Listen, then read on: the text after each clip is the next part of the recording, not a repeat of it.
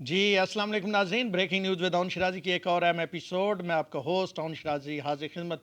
नाज़रीन, आज 27 तारीख है, पीर का दिन है और दुआ ज़ारा केस के हवाले से अहम अपडेट मैं आपके सामने लेके आया हूँ। यकीनी तौर पे आप देख रहे होंगे थोड़ा सा मैं रूटीन से हट के फ्रेश भी हूँ, सुपर एक्साइटेड भी हूँ।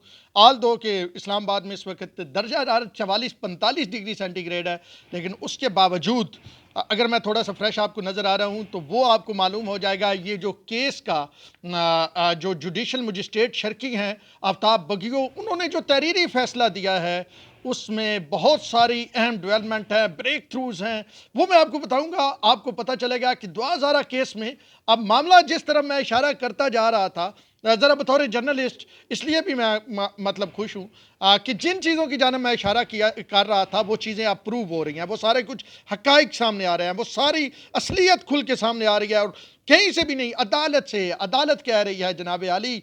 तो ये मेरे पास जुडिशल मजिस्ट्रेट शर्की आफ्ताब बगियो का तहरीरी आर्डर है और उन्होंने जो आर्डर दिया है उसमें जो सवालात उन्होंने उठाए हैं और जिस तरह उन्होंने रिलीफ दिया है, मैं खुश इस बात पे हूँ कि अदालत से इंसाफ होता हुआ नज़र आ रहा है।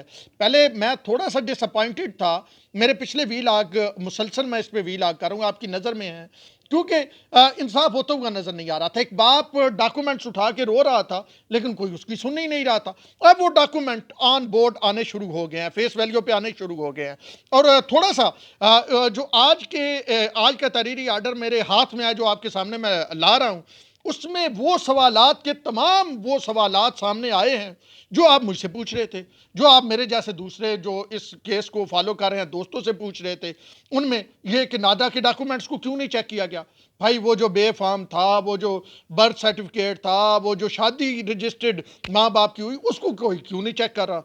अच्छा, फिर जो मामला कि दुआ ज़ारा कैसे गई, यानी कराची से लाहौर कैसे पहुंची, कोई ले गया, खुद गई, टैक्सी वाला कौन था, रिक्शे वाला कौन था, मिला कौन, पंजाब यूनिवर्सिटी में कैसे इंटर हुई, ये सवालात आज ये रिटर्न आर्डर जब मैं आपको पढ़ के सुनाऊंगा तो ये आपके सवालात बहुत सारे इसमें एड्रेस हो गए हैं। और अली काज़मी की कैसे जीत हुई है, जो उन्होंने डिमांड की थी वो कैसे अदालत ने उन्हें दिया, वो भी आपको पता चल जाएगा। अच्छा, फिर पंजाब यूनिवर्सिटी में किसने मदद की? आपको पता है यूनिवर्सिटी में इंटर होना हो तो आप बताते हैं आपने किससे मिलना है, आप अपना आईडी कार्ड देते हैं। एक बच्ची है 14-15 साल की, अच्छा फिर वो कैसे, ना उसके पास वो कहती है मोबाइल था, ना पर्स था।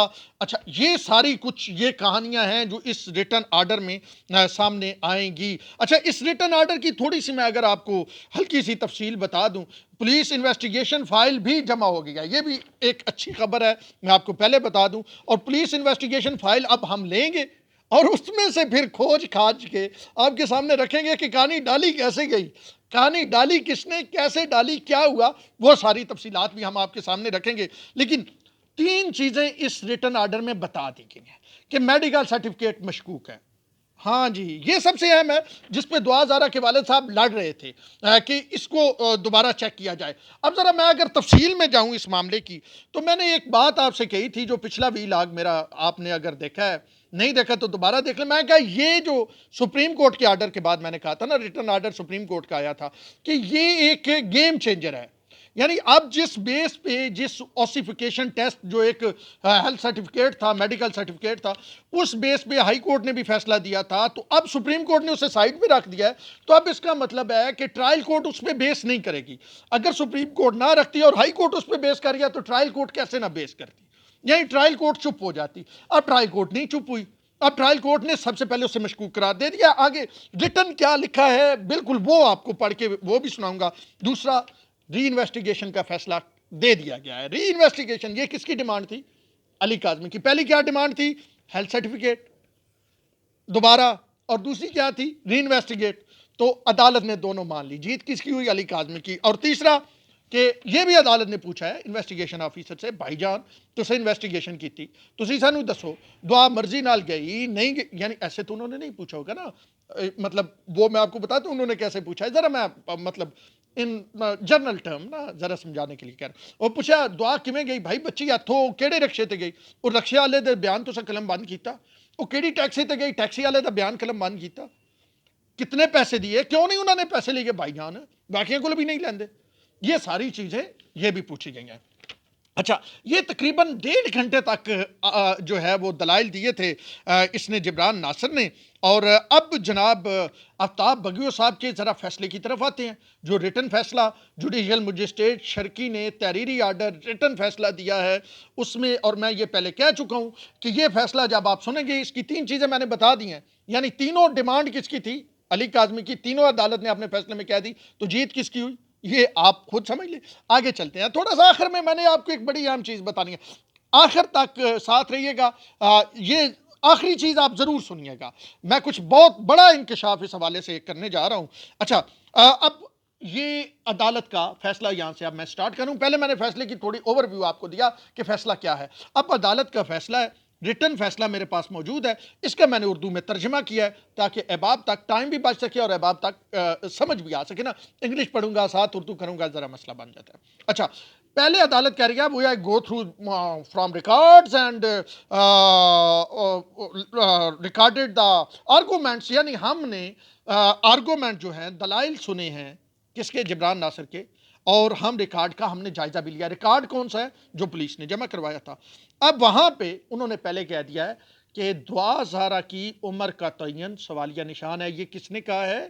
یہ عدالت نے اپنے آرڈر میں کہا ہے، یہ کوئی عدالت نے وہاں پہ ریمارکس نہیں دیے ہیں، یہ عدالت نے باقاعدہ طور پہ اپنے آرڈر میں کہا ہے کہ دعا زہرا کی عمر کا تعین جو ہے اس کا سوالیہ نشان ہے۔ تو یہ پہلی بات علی کاظمی یہی کہہ رہے تھے۔ دوسری بات انہوں نے یہ کہا عدالت کا آرڈر یہ آرڈر ہے، دوسرا حصہ یہی ساتھ اگلی لائن، جائزہ نہیں لیا گیا کہ دعا اپنی مرضی سے گھر چھوڑ کے گئی، کسی نے سبز باغ دکھایا، بیلا پھسلا کے لے گئی، برین واشنگ کی، کون ملا، کہاں سے لے گیا، یہاں سے کوئی لے گیا، وہاں پہ ڈائریکٹ پہنچی، کون رابطے میں تھا، کیسے، یہ دوسری چیز ہے، یہ جائزہ نہیں لیا گیا۔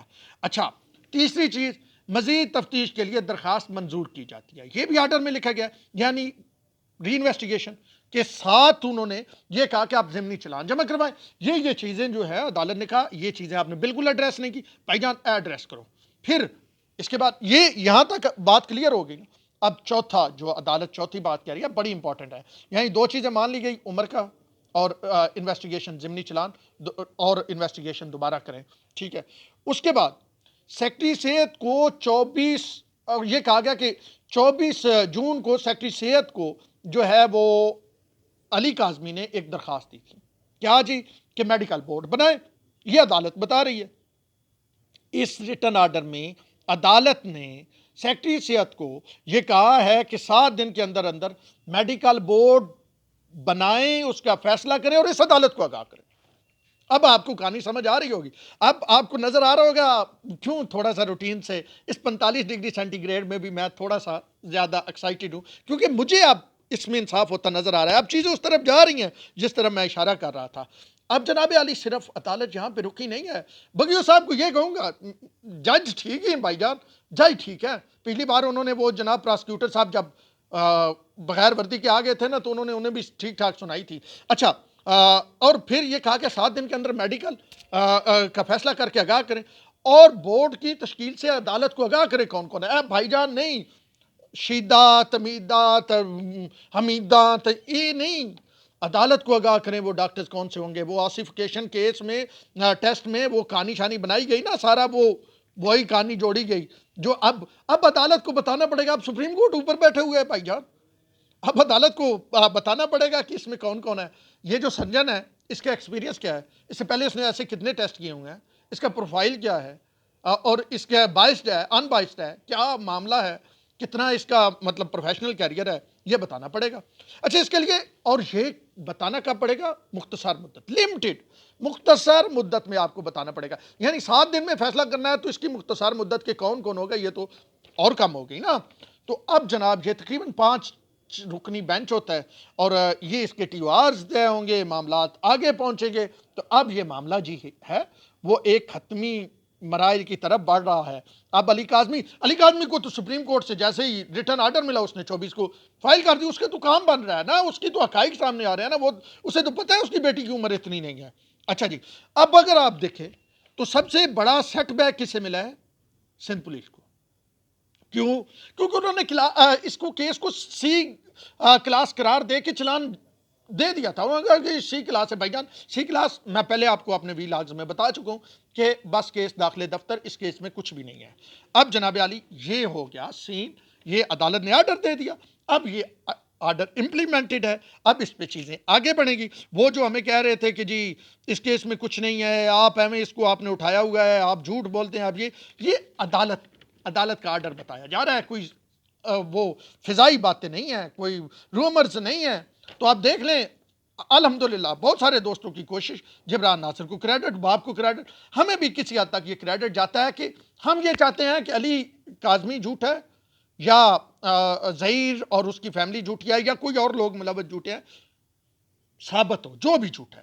میں یہ نہیں کہتا کہ علی کاظمی سچا ثابت ہو یا ظہیر سچا ثابت ہو یا زنیرہ سچی ثابت ہو، میں کہتا ہوں انصاف جیسے پہلے کہہ رہا تھا ہوتا ہوگا نظر آنا چاہیے۔ اب نا مکمل چلان ہے، عدالت نے مطلب جب عدالت نے کہا کہ یہ چیزیں اس میں نہیں ہیں تو ضمنی چلان آئے گا۔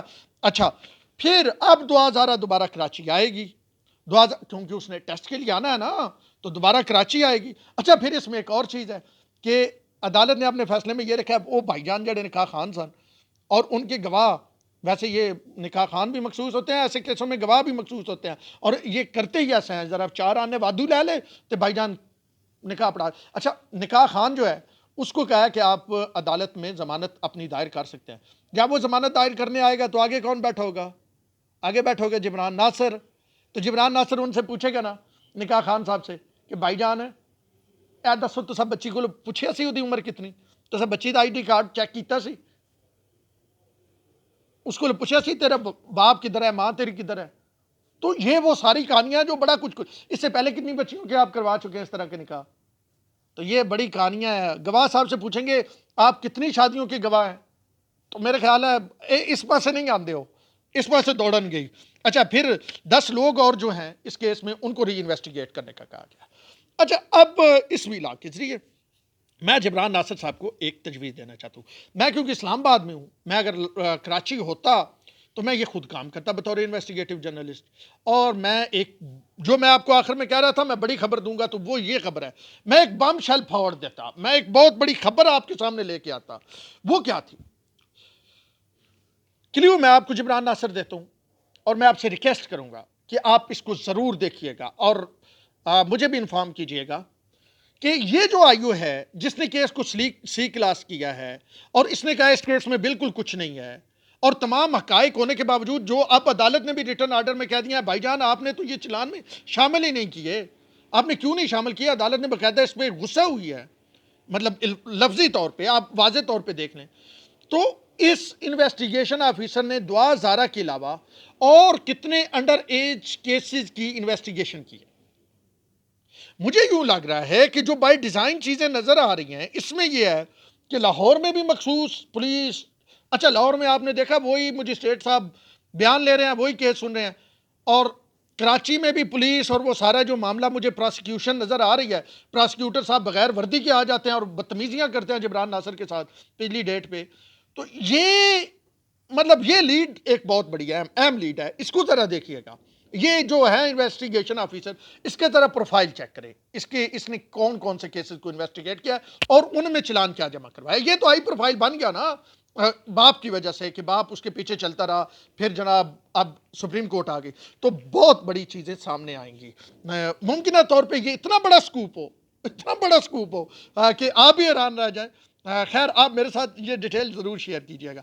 اب جناب عالی یہ فیصلہ آ گیا ہے، اب جناب میڈیکل بورڈ بنے گا، میڈیکل بورڈ عدالت کی سپرویژن میں بنے گا اور وہ پھر یہ طے کرے گا کہ دعا زارہ کی عمر کتنی ہے، اور یہ انویسٹیگیشن میں بڑی چیزیں سامنے آئیں گی کہ کوئی لے گیا نہیں لے گیا، کیسے ہوا، وہ ہوا یہ ہوا۔